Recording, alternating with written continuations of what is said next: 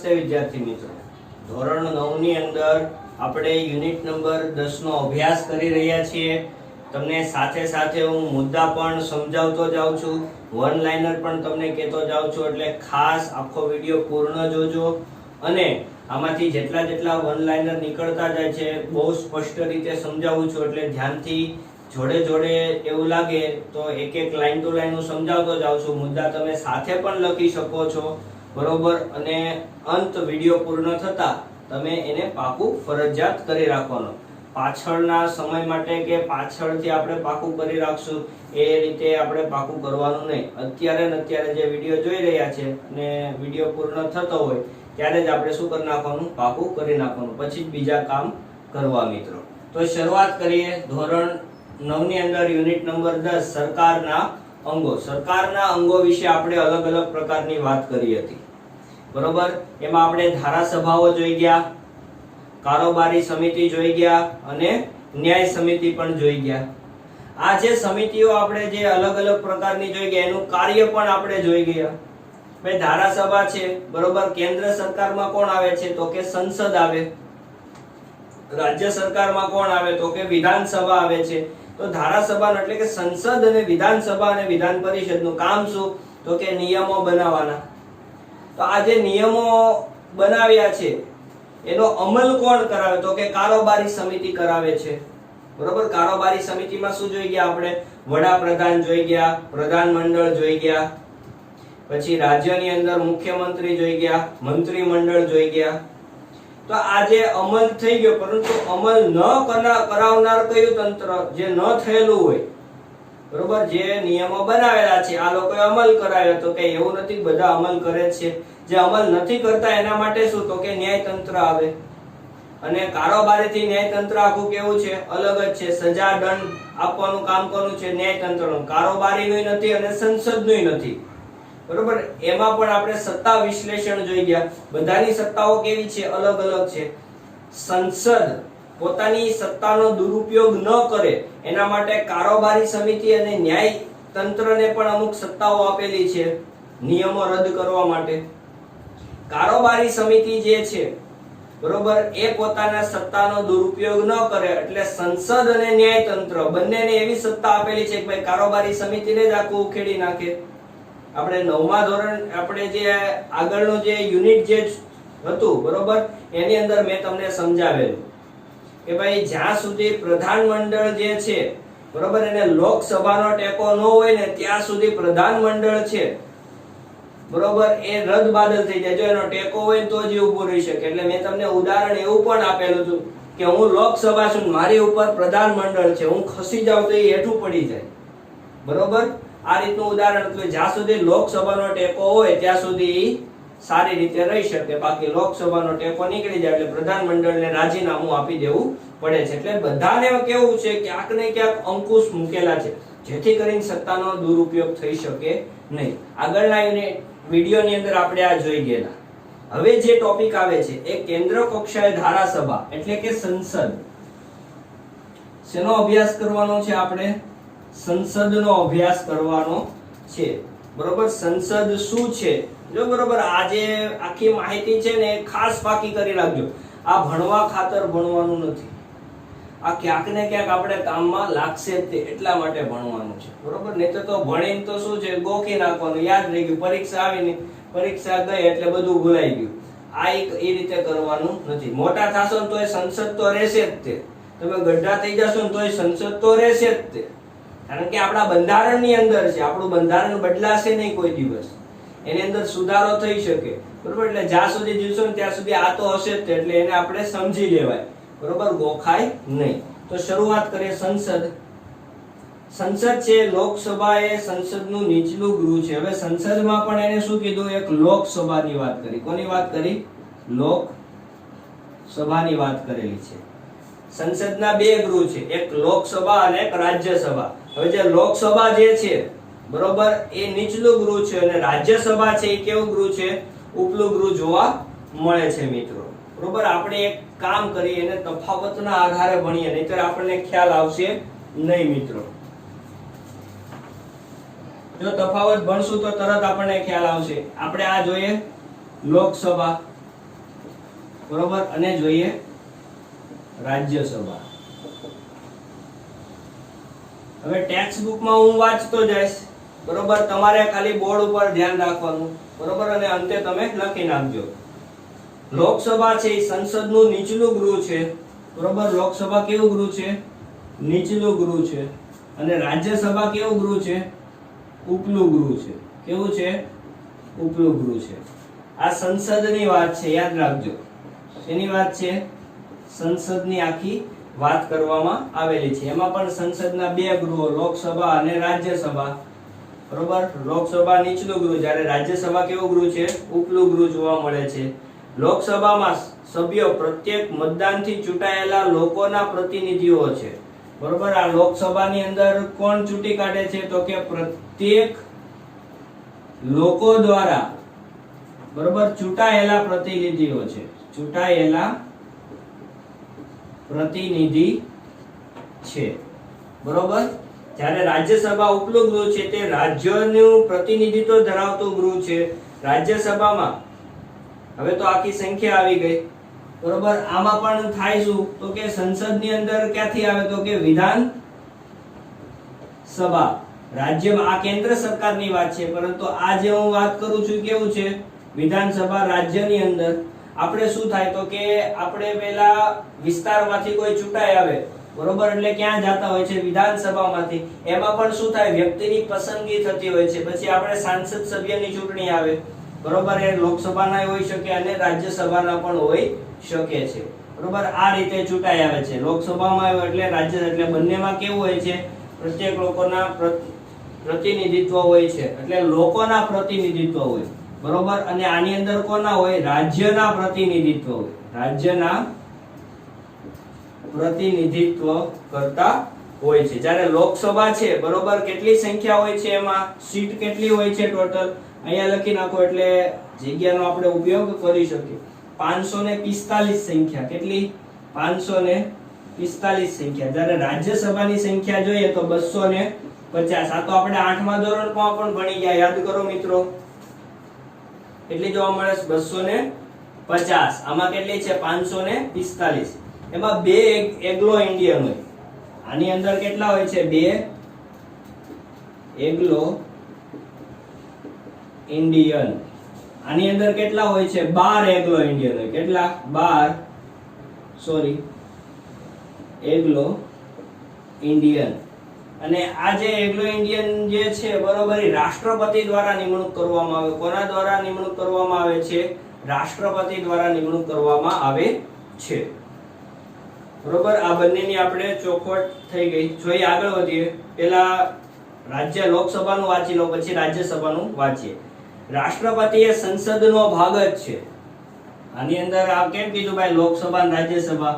એમ રાષ્ટ્રપતિ કોણ? તો કે રાષ્ટ્રપતિ એ સંસદનો શું છે? તો કે ભાગ જ છે. રાષ્ટ્રપતિને એમ લાગે ને કે મારે બે સભાને બે જે સંસદના જે બે ભાગ છે, બરોબર, લોકસભા અને રાજ્યસભા, એ તાત્કાલિક ધોરણે બોલાવા છે તો બોલાઈ શકે છે, તાત્કાલિક ધોરણે રદ કરી શકે છે. એટલી સત્તા કોનામાં આપેલી છે? રાષ્ટ્રપતિમાં આપેલી છે. એટલે જોઈએ. અને સૌ પ્રથમ બેઠક હોય છે. માની લો કે સત્ર હોય, શિયાળુ સત્ર, ઉનાળુ સત્ર અને ચોમાસુ સત્ર હોય છે. બજેટ સત્ર એક આવે, બરોબર. તો એમાં પ્રથમ સત્ર જે બોલાવવામાં આવે ને, પ્રથમ સત્ર, બરોબર, એ સંબોધન કોણ કરે? રાષ્ટ્રપતિ કરે. કોણ કરે છે?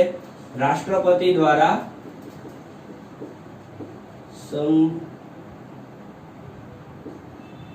સંબોધન કરવામાં આવે છે. એટલે રાષ્ટ્રપતિ પેલો બોલે, બરોબર. એટલે કે આપણે કહી શકીએ ને ભાઈ ઉદ્ઘાટન કરવું એમ. એટલે રાષ્ટ્રપતિ દ્વારા કરવામાં આવે છે. જો કે રાષ્ટ્રપતિ સંસદના ઉદ્ઘાટક પ્રવચન અને સંસદની સંયુક્ત સંબોધન બેઠક હાજરી આપી પણ શકે અને ન પણ આપી શકે, બરોબર. એવું કઈ એને જરૂરી છે નહીં. એટલે કહેવાય એવું માંગે, જ્યારે સંસદને બોલાવવામાં આવે, જો સંસદની વાત કરું છું, લોકસભા કે રાજ્યસભાની વાત નથી કરતો. સંસદ એટલે બંનેની વાત થઈ કહેવાય. રાષ્ટ્રપતિને એમ લાગે કે ભાઈ મારે બંને બેઠકો બોલાવી છે, બરોબર, તો એ બોલાવી શકે છે. અને એને એમ લાગે કે મારે મોકૂફ રાખવું છે તો એ મોકૂફ પણ રાખી શકે છે. એટલી સત્તા કોનામાં છે? રાષ્ટ્રપતિમાં છે. અને સંયુક્ત બેઠક પણ બોલાવી શકે છે. લોકસભાનું વિસર્જન થઈ જાય, બરોબર, લોકસભાનું થઈ જાય વિસર્જન થઈ જાય. શું થઈ જાય છે? વિસર્જન. શું લેવા? કારણ કે 5 વર્ષ માટે જ હોય. કેટલા વર્ષ માટે હોય? 5 વર્ષ માટે હોય. અને રાજ્યસભાનું વિસર્જન થતું નથી. લોકસભાનું વિસર્જન થઈ જાય જ્યારે રાજ્યસભાનું વિસર્જન થતું નથી. એ કેવું ગૃહ છે? કાયમી ગૃહ કહેવાય. કેવું ગૃહ કહેવાય? કાયમી ગૃહ કહેવાય. અને એના સભ્યપદનો સમયગાળો કેટલાનો હોય છે? 6 વર્ષનો સમયગાળો જોવા મળે છે મિત્રો. બરોબર, આ એક ખાસ આપણે યાદ રાખવું. આગળ વધીએ. સંસદના બંને ગૃહોમાં ત્રણેય વાંચનમાંથી પસાર થયેલા ખરડા ઉપર રાષ્ટ્રપતિની સહી થાય ત્યારે ખરડામાંથી શું બને છે? કાયદો બને છે. એટલે જો એમ કહેવા માંગે છે સંસદમાંથી પસાર થાય એટલે સંસદ એટલે કે લોકસભા અને રાજ્યસભા બંને આવી ગયું. બરોબર, માની લો કે મારે કોઈ એવો નિયમ બનાવવો છે તો પહેલા લોકસભામાં રજૂઆત કરી, લોકસભામાંથી ક્યાં જાય? રાજ્યસભામાં જાય. રાજ્યસભામાંથી પણ પસાર થઈ ગયો એટલે કોની પાસે જાય? અંગબુધ ભાગ. કોણ? તો કે રાષ્ટ્રપતિ. એટલે રાષ્ટ્રપતિ શું કરે? પોતાની સિગ્નેચર કરે, સહી કરે. એટલે એ ખરડો હોય, ખરડામાંથી શું થઈ જાય? સહી કરતા જ નિયમ થઈ જાય છે. બરોબર, આ એક ખાસ યાદ રાખવું. સહી થતા એટલે ખરડામાંથી કાયદો બની જાય છે. લોકસભા એ કાયમી ગૃહ નથી. મુદ્દત કેટલા વર્ષની છે? 5 વર્ષની એની મુદ્દત છે. બરોબર, તેનું વિસર્જન પણ થઈ જતું હોય છે. ભારતીય સંસદે બંધારણમાં દર્શાવેલી મર્યાદાઓમાં રહીને પોતાની સત્તાઓ ભોગવવાની હોય છે. એટલે કોઈ પણ સંસદના સભ્યો હોય છે, બરોબર, એ જવાબદારીના સિદ્ધાંતો ઉપર એ લોકો કામ કરતા હોય છે. એટલે સત્તાનો દુરુપયોગ કરી શકતા નથી. બંધારણ એ સર્વોપરી છે. કેવું છે? સર્વોપરી. સંસદ નથી. જો આ એક પ્રશ્ન છે, ખાસ યાદ રાખજો. બંધારણ કેવું છે?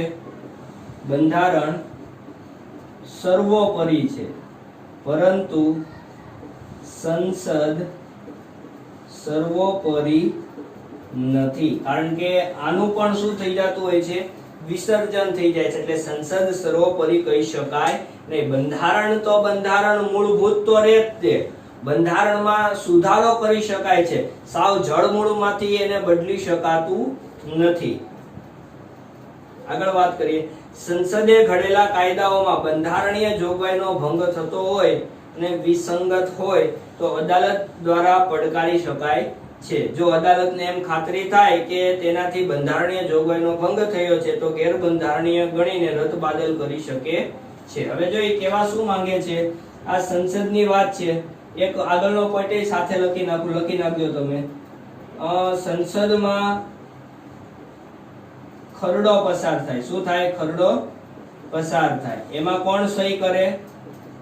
રાષ્ટ્રપતિ સહી કરે. આ રાષ્ટ્રપતિ જે છે એ સહી કરે એટલે ખરડામાંથી શું થઈ જાય છે? કાયદો બની જાય છે. શેમાંથી? ખરડામાંથી શું થઈ જાય છે? કાયદો બની જાય છે. અને સંસદે જે ખરડો પસાર કર્યો, લોકસભામાં ગયો, રાજ્યસભામાં ગયો, રાષ્ટ્રપતિ આગળ ગયો, પરંતુ રાષ્ટ્રપતિ હજી સહી કરી નથી. પરંતુ થયું એવું કે રાષ્ટ્રપતિ સહી કરનાર, પરંતુ સર્વોચ્ચ અદાલતની અંદર એટલે કે ન્યાયતંત્રને એમ લાગે કે ભાઈ આ જે કાયદો બનાવેલો છે એ બંધારણને અનુરૂપ નથી. બરોબર, બંધારણને અનુરૂપ નથી. તો એ જે ખરડો છે, એ જે કાયદો છે એ કેવો થઈ જાય છે? તો કે રદ પણ થઈ જાય છે. ખાસ યાદ રાખવું. બરોબર, એટલી સત્તા કોને આપેલી છે? ન્યાયતંત્રને આપેલી છે. મેં કીધું ને ભાઈ, બધાને અંકુશો તો મૂકેલા જ છે. સંસદના અંકુશો છે, કારોબારી કક્ષાને તે અંકુશો મૂકેલા છે, અને ન્યાયતંત્રને પણ અંકુશમાં રાખવામાં આવેલા છે મિત્રો. હવે રાજ્યસભા જોઈ લે, પછી લાયકાતો જોઈએ બંનેની. રાજ્યસભા એ કેવું ગૃહ છે? ઉપલું ગૃહ છે.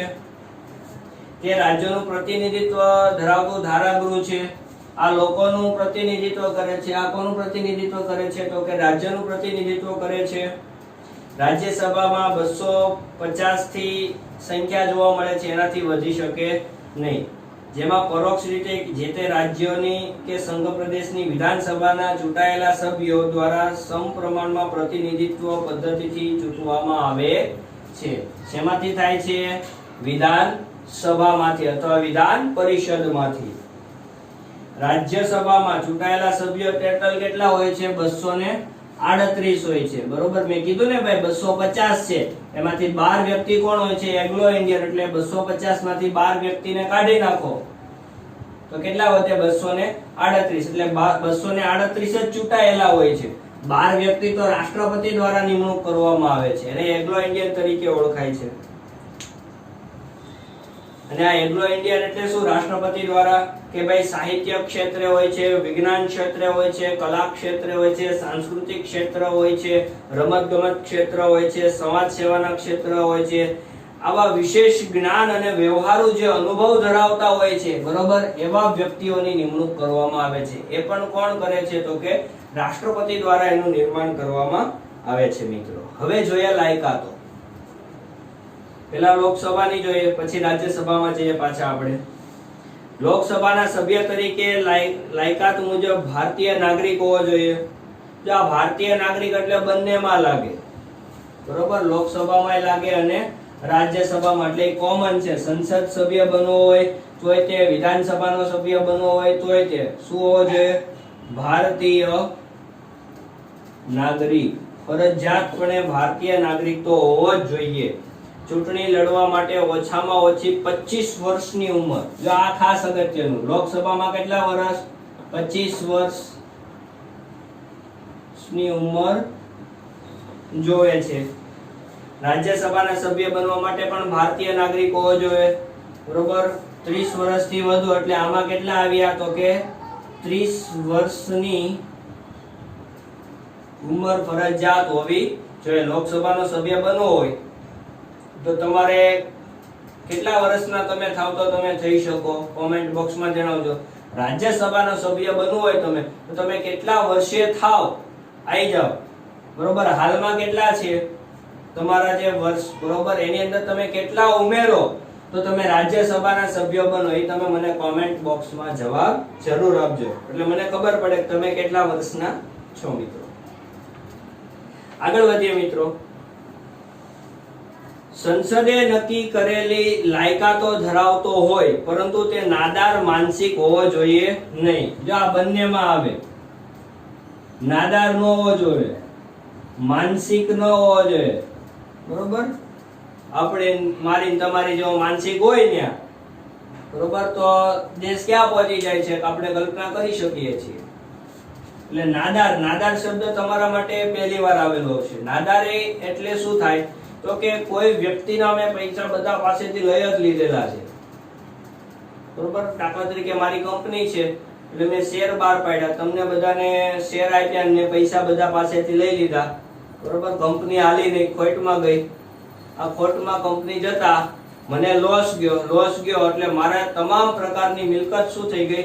વેચાઈ ગઈ. છતાં પણ હું તમારા કોઈના નાણાં ચૂકવી શક્યો નહીં. એટલે અદાલત દ્વારા મને શું જાહેર કરવામાં આવે? નાદાર જાહેર કરવામાં આવે. ભાઈ, હવે એની પાસે તમે માંગતા નહીં, બરોબર. આવા પણ કાયદાઓ જોવા મળે છે. એટલે અદાલત દ્વારા નાદારી જાહેર થાય, બરોબર, એટલે કોઈ આપણી પાસે પૈસા માંગી શકે નહીં. અને એ વસ્તુ સારી નહીં, નાદાર જાહેર થાય, બરોબર. સમાજમાં આપણી ઇજ્જત રહે નહીં.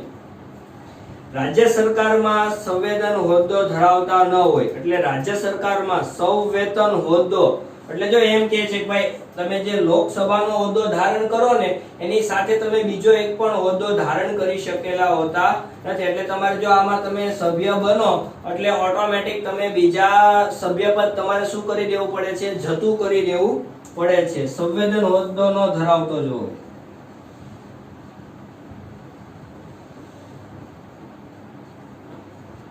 ધરાવતો ન હોય. સમકક્ષ અદાલત દ્વારા ગુનેગાર પુરવાર થયેલ ન હોય, બરોબર. આ તો પાછું રાજ્યસભામાં લાગે એટલે કોમન પોઈન્ટ છે, એટલે બંનેમાં આવી શકે એમ. ભાઈ, ગુનેગાર ન હોવો જોઈએ. તો આપણને એમ થાય ભાઈ કે સાહેબ કેટલા બધા ઘણા બધા હોય, પરંતુ કેસ કેવા થઈ ગયેલા હોય, પાછા આવી ગયેલા હોય છે, બરોબર, કેસ પાછો લઈ લેતા હોય છે, એટલે ગુનો દાખલ થઈ શકે નહીં, એટલે ગુનેગાર ન હોવા જોઈએ. વ્યક્તિ સંસદમાં ઉમેદવારી કરી શકે છે તો જ તેમ. સંસદની બે બેઠક વચ્ચે 6 માસથી વધુ સમયગાળો પસાર ન થાય તે રીતે ગૃહની બેઠક બોલાવી જોઈએ. 6 માસથી સમયગાળો એટલે બંનેની વાત કરી પાછી, બરોબર, બંને બેઠક બોલાવો, ટોટલ આખા વર્ષમાં 3 વાર બોલાવતા હોય છે. 6 મહિનાનો સમયગાળો ન થવો જોઈએ. એક ખાસ એક યાદ રાખવાનું, બરોબર. કેટલા? તો કે 6 માસથી વધુ સમયગાળો પસાર ન થાય તે ગૃહની બેઠકો બોલાવવી પડે છે. લોકસભાનું વિસર્જન વડાપ્રધાનની સલાહથી રાષ્ટ્રપતિ કરી શકે છે. જો આ લોકસભાનું વિસર્જનની વાત આવી એટલે આપણે લોકસભાને જ લાગે છે આ તો, બરોબર. એટલે વડાપ્રધાનની સલાહથી રાષ્ટ્રપતિ શું કરી શકે છે? વિસર્જન કરી શકે છે. એટલે વડાપ્રધાનને એમ લાગે કે ભાઈ હવે બરોબર કામ થઈ શકતું નથી, એટલે વડાપ્રધાનની સલાહથી, બરોબર, રાષ્ટ્રપતિ એમ કે ભાઈ લોકસભાની અંદર, એટલે તમે વિચાર કરી શકો છો રાષ્ટ્રપતિ પાસે કેટલી બધી સત્તાઓ જોવા મળે છે. પરંતુ મંત્રીમંડળનો કોઈ સભ્ય સંસદના નીચલા ગૃહનો સભ્ય ન હોય તો પણ તે બંને ગૃહોની ચર્ચામાં ભાગ લઈ શકે, સંબોધન કરી શકે, પરંતુ મત આપી શકે નહીં. દાખલા તરીકે એમ કહેવા માંગે લોકસભાનો સભ્ય છે, બરોબર, તો એ રાજ્યસભામાં પણ બેઠી શકે છે, એને સૂચન પણ આપી શકે છે, ત્યાં બેઠી પણ શકે, સંબોધન પણ કરી શકે, પરંતુ મત આપી શકતા નથી. કોઈ પણ કાયદો બનાવો એટલે બધાની સહમતિ તો જોઈએ ને, એમાં મત આપવાના હોય. આપણે કેમ ક્લાસની અંદર ચૂંટણી થતી હોય તો આપણે મત આપીએ, સેમ એની જેમ અહીંયા એવું જોવા મળતું હોય છે, બરોબર. તો આ રીતે લોકસભાનો સભ્ય કોઈ પણ ગૃહમાં બેઠી શકે છે, સંબોધન કરી શકે છે, સલાહ આપી શકે છે, પરંતુ મત આપી શકતો નથી. એટલે કોઈ પણ ગૃહમાં, આમ લખી શકાય, ગૃહમાં બેઠી શકે, સલાહ આપી શકે, પરંતુ મત આપી શકતો નથી. લોકસભાની અંદર આપણી ગુજરાતની કેટલી બેઠકો છે મિત્રો? 26 બેઠકો જોવા મળે છે. અને કેટલા વર્ષ માટે સભ્ય હોય? 5 વર્ષ માટેના સભ્ય હોય છે. એમાં જો રાષ્ટ્રીય કટોકટી 1 વર્ષ સુધી લંબાવી શકાય, એટલે કે રાષ્ટ્રપતિ દ્વારા એમ માહિતી મળે કે કટોકટી લગાવી છે તો કટોકટી લગાવી શકે છે. કટોકટીના સમયની અંદર આપણે કટોકટી ભણી ગયા, કટોકટીના સમયની અંદર 1 વર્ષનો સમયગાળો પણ લંબાવી શકાય. કોણ લંબાવી શકે? રાષ્ટ્રપતિ લંબાવી શકે છે. કોરમની વાત કરીએ. કોરમ એટલે શું? કોરમ એટલે ગૃહ કાર્ય સાધક સંખ્યા, ગૃહોનું કામકાજ હાથ ધરવા અને ચાલુ રાખવા કુલ સભ્યોમાંથી હાજર સભ્યો સંખ્યા. લોકસભાના કુલ સભ્યો 545 સંખ્યા, એમાંથી 1/10 એટલે કે 55 સભ્યોની ગૃહમાં હાજરી જરૂરી ગણાય છે. જ્યારે રાજ્યની વાત કરીએ રાજ્યસભામાં તો 250 એટલે 1/10 કરીએ તો 25 સભ્ય સંખ્યા હાજર ફરજિયાત રહેવી જોઈએ. તો આમાં કેટલી કીધી? 55 કીધી, ને આમાં કેટલી સભ્ય સંખ્યા કીધી? 25 સભ્ય સંખ્યા હાજર રહેવી જોઈએ છે કામકાજ માટે. રાજ્યસભાની વાત કરીએ, લાયકાત જોઈએ. રાજ્યસભામાં સભ્ય બનવા માટે ભારતીય નાગરિક હોવો જોઈએ, 30 વર્ષની ઉંમર હોવી જોઈએ, નાદાર ન હોવો જોઈએ, માનસિક ન હોવો જોઈએ, એ આપણે જોઈ ગયા. ગુનેગાર ન હોવો જોઈએ, નફાકારક બીજો કોઈ પણ હોદ્દો પણ ધારણ કરેલો ન હોવો જોઈએ, બરોબર. નફાકારક હોદ્દો ધારણ ન હોવો જોઈએ. અહીંયા જોયું ને ભાઈ, હોદ્દો ધારણ ન હોવો જોઈએ. આમાં પણ શું હોય? એ જ નિયમ લાગુ પડે છે, હોદ્દો ધારણ હોવો જોઈએ નહીં. આમાં કેમ કીધું ભાઈ? આમાં કેટલી બેઠકો જોવા મળે છે? ગુજરાતની 26. તો આમાં કેટલી જોવા મળે છે? 11 બેઠક કોની છે? ગુજરાતની જોવા મળે છે મિત્રો. ખાસ યાદ રાખવાનું. લોકસભામાં કેટલી? 26. રાજ્યસભાની ગુજરાતની બેઠક કેટલી છે? 11 જોવા મળે છે. એનું કોઈ વિસર્જન થતું નથી. કેવું ગૃહ છે? કાયમી ગૃહ છે. 1/3 સભ્ય, જોજો આ એક ખાસ યાદ રાખજો. 6 વર્ષનો સમયગાળો છે, પરંતુ 1 તૃતીયાંશ સભ્ય, કેટલા સભ્ય? 1/3 સભ્ય દર 2 વર્ષે, કેટલા વર્ષે? દર 2 વર્ષે શું થઈ જાય છે? નિવૃત્ત થઈ જાય છે, અને એની જગ્યાએ એટલા શું થઈ જાય છે? પ્રવેશ. આ જે નિવૃત્ત થઈ ગયો એની જગ્યાએ શું થઈ જાય? તો કે પ્રવેશ મેળવે છે. એટલે કહી શકાય છે કે ભાઈ રાજ્યસભાનું કોઈ વિસર્જન થતું નથી. જેટલી સંખ્યામાં નિવૃત્તિ જેમ થતા જાય છે એટલી જ સંખ્યામાં શું થતા જાય છે? પાછા ભરતી થતા જાય છે. એટલે એ કેવું સભ્ય છે? કાયમી સભ્ય છે. તેનું વિસર્જન થતું નથી, વિખેરાઈ જતું નથી. બરોબર, એ ખાસ આપણે યાદ રાખવાનું. સંખ્યામાં સભ્યોની ચૂંટણી કરવામાં આવે છે. રાજ્યસભાના સભ્ય વધુમાં વધુ 6 વર્ષ માટે સભ્ય પદ રહી શકે છે. ફરીથી ચૂંટવાને પસંદગી પાત્ર પણ છે. કીધું ને વધુમાં વધુ કેટલો સમયગાળો છે? 6, અને આમાં કેટલો છે? 5 વર્ષનો સમયગાળો જોવા મળે છે. સંસદના બંને ગૃહોના સામાન્ય રીતે વર્ષમાં 3 સત્ર મળે. કેટલા સત્ર મળે છે ટોટલ? જો આ સંસદની વાત કરીએ એટલે પાછું એ પણ એક ખાસ ધ્યાન રાખવાનું. કેટલા ટોટલ સત્ર છે? 3 સત્ર જોવા મળે છે. એમાં પહેલું કયું જોઈએ આપણે? શિયાળુ સત્ર. સોરી, પહેલેથી જ આપણે જોઈએ તો એક અંદાજપત્ર આવે. શું આવે? અંદાજપત્ર, એટલે કે અંદાજો તૈયાર કરવામાં આવે છે. પછી ચોમાસુ સત્ર આવે, અને પછી શિયાળુ સત્ર આવે. એટલે ઉનાળાના સમયગાળા દરમિયાન શું થાય? અંદાજપત્ર રજૂ થતા હોય છે. એટલે અંદાજપત્ર એટલે શું? તો કે ભાવિ આવતા વર્ષનું જે ભવિષ્યનું વર્ષ છે, બરોબર, એના અમુક આયોજન કરવામાં આવે, એના અંદાજો કાઢવામાં આવતા હોય છે. એ ક્યાં રજૂ થાય? સંસદની અંદર રજૂ થતા હોય છે. ભારતમાં ઉપરાષ્ટ્રપતિનો હોદ્દાનેરુએ રાજ્યસભાના ચેરમેન છે. જો આ એક ખાસ યાદ રાખવાનું. લોકસભામાં કોણ હોય છે? સ્પીકર હોય છે. કોણ હોય છે? સ્પીકર. અને રાજ્યસભામાં સભાપતિ તરીકે ઉપરાષ્ટ્રપતિ. બરોબર, રાષ્ટ્રપતિથી નીચેનો હોદ્દો કોનો આવે? ઉપરાષ્ટ્રપતિનો આવે છે. એ રાજ્યસભાના સભાપતિ કહેવાય, અને લોકસભાના સભાપતિ તરીકે કોણ આવે? સ્પીકર આવે છે. અને લોકસભાના સભ્યમાંથી જ એની પસંદગી કરવામાં આવતી હોય છે. અને રાજ્યસભાના સભ્યો પોતાનામાંથી જ કરે છે, તો એ મેં તમને કીધું એમ. અને રાજ્યસભાના પ્રથમ ચેરમેન કોણ હતા? સર્વપલ્લી રાધાકૃષ્ણ. પ્રથમ ઉપરાષ્ટ્રપતિ કોણ હતા? ડોક્ટર સર્વપલ્લી રાધાકૃષ્ણ. બરોબર, આ બધા વન લાઇનર પ્રશ્ન જોવા મળે છે મિત્રો. તો આ રીતે હતું લોકસભા અને રાજ્યસભા. કોના ગૃહ છે? સંસદના. રાષ્ટ્રપતિ એક અંગ છે. આ બંનેમાં ભેગું કોમન પોઈન્ટ આવે છે મિત્રો, એટલે મેં અહીંયા લખ્યા છે. આ બંનેમાં શું એટલો તફાવત જોવા મળે છે? ખાસ કરીને તફાવત તમારે મને હોમવર્કની અંદર મોકલવાનો છે, કારણ કે મોસ્ટ આઈએમપી પ્રશ્ન છે. પરીક્ષાની અંદર પણ આ તફાવત પૂછાય છે. એટલા માટે તમારે મને તફાવત ફરજિયાત તમારે મને દર્શાવીને સારા અક્ષરે આ જે કોમન પોઈન્ટ છે એ પણ બંનેમાં લખવાના રહેશે, ને એ રીતે તમારે મને હોમવર્ક મોકલવાનું છે. તો વિદ્યાર્થી મિત્રો, મળીએ નવા ટોપિકની સાથે. ગુરુર બ્રહ્મા ગુરુર વિષ્ણુ ગુરુર્દેવો મહેશ્વરા